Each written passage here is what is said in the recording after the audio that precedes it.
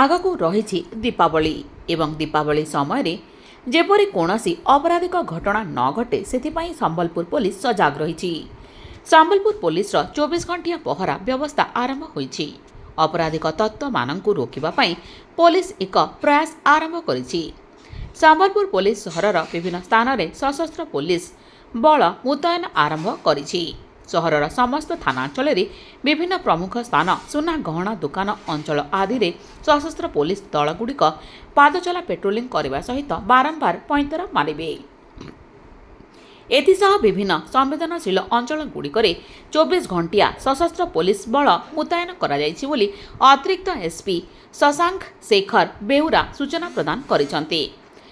ସହରରେ ଯେପରି କୌଣସି ଅଶାନ୍ତ ପରିସ୍ଥିତି ସୃଷ୍ଟି ନ ହେବ ତାହା ପୋଲିସ ପ୍ରଶାସନର ଦାୟିତ୍ୱ ଏବଂ ପୋଲିସ ପ୍ରଶାସନ ଏଥିପ୍ରତି ସଜାଗ ମଧ୍ୟ ରହିଛି ବୋଲି ପୋଲିସ ପକ୍ଷରୁ ସୂଚନା ଦିଆଯାଇଛି।